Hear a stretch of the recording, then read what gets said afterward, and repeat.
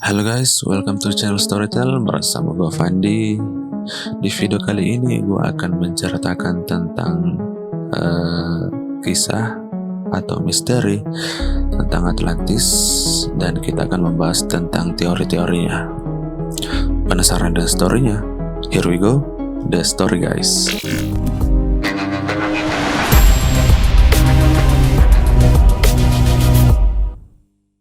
Oke, Atlantis dipopulerkan oleh seorang filsuf Mesir kuno yaitu Plato sekitar 2300 tahun yang lalu atau 427 sampai 347 sebelum Masehi.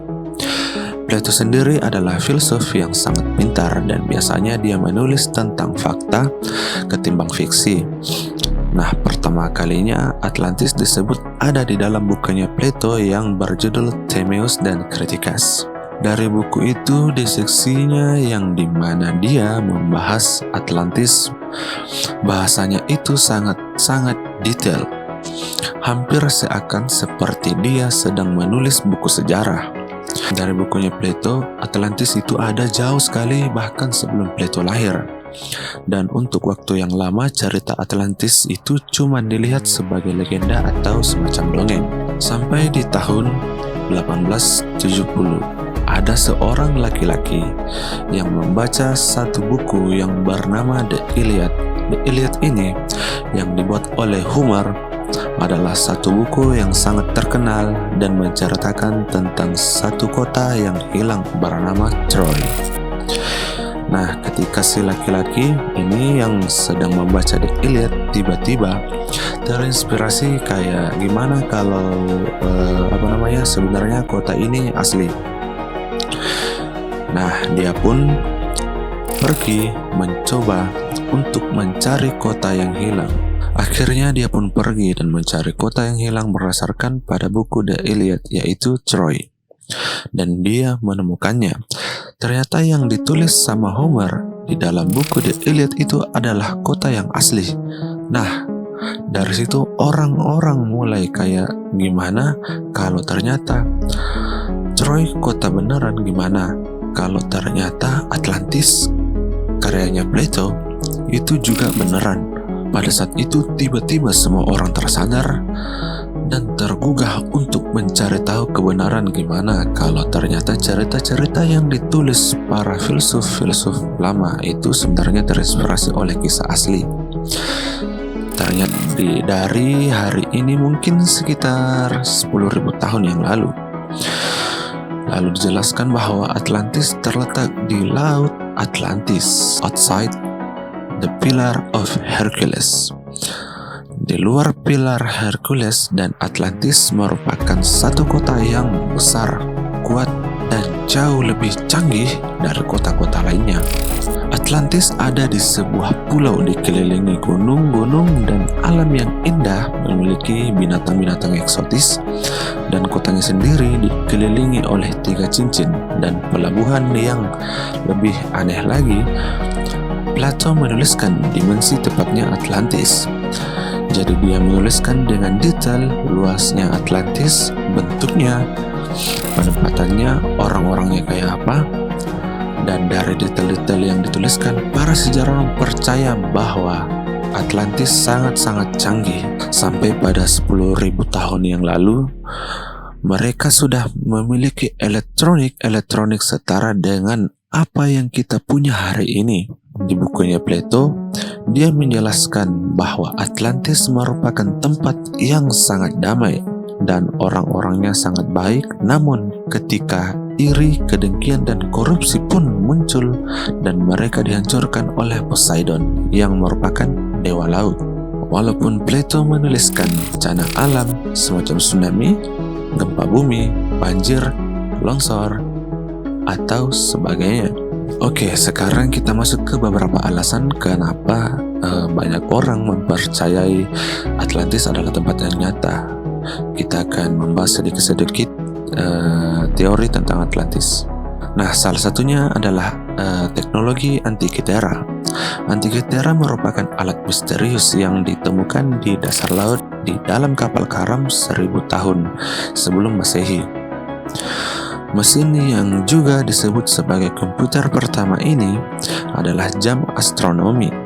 Banyak yang percaya bahwa masyarakat zaman dulu belum mempunyai kemampuan untuk menciptakan teknologi secanggih ini. Oleh karena itu, karena banyak yang percaya bahwa Antikythera ini datangnya dari Atlantis. Next ada logam mitologis.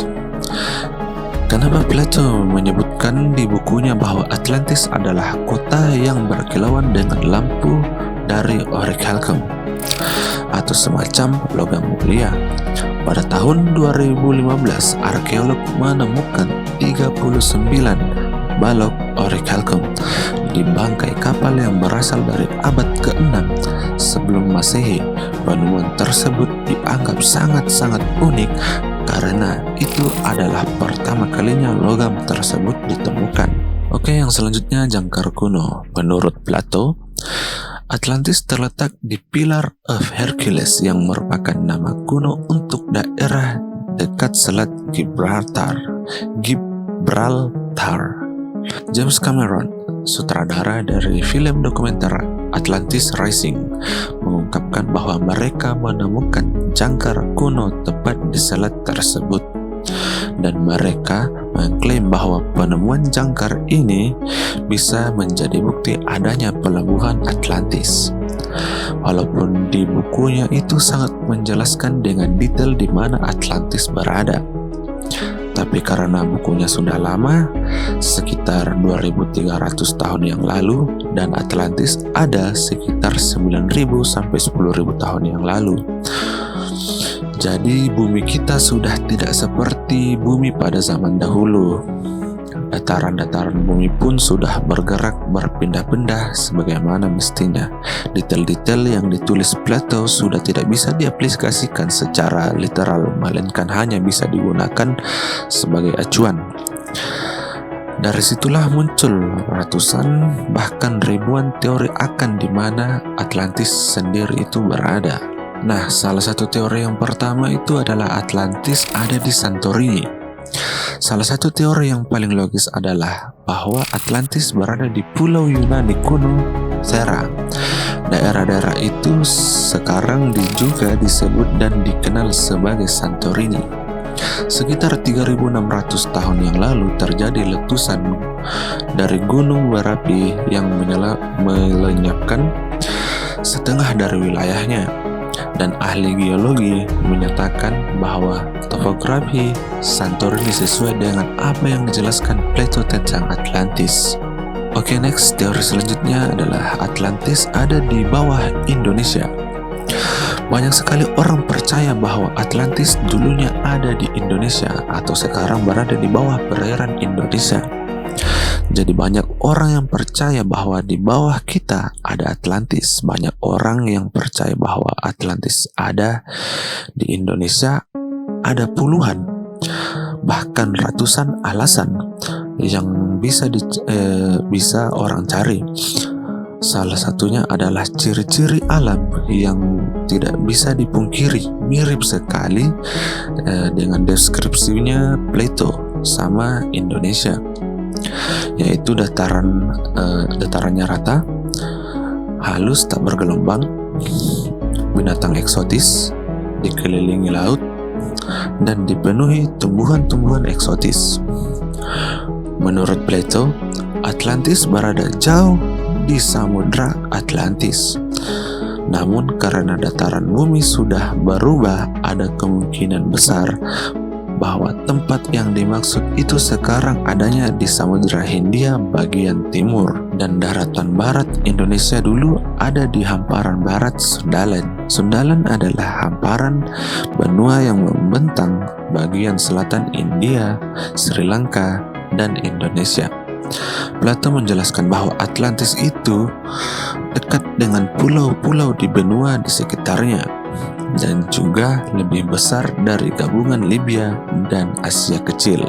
Nah, ribuan tahun yang lalu, air laut itu lebih rendah 60 meter dari sekarang. Berarti bahwa pada zaman dulu, Indonesia itu masih tergabung belum terpisah-pisah kayak sekarang. Dan pulau-pulau besar di Indonesia itu bisa diakses lewat jalur darat, dan pastinya kita bisa dekat banget sama benua-benua di sekitar kita. Oke, itulah tadi story tentang Atlantis dan sedikit teori tentang Atlantis. Nah, bagaimana dengan kalian? Apakah kalian percaya atau tidak? Like kalau suka videonya, dislike kalau nggak suka. See you on the next video.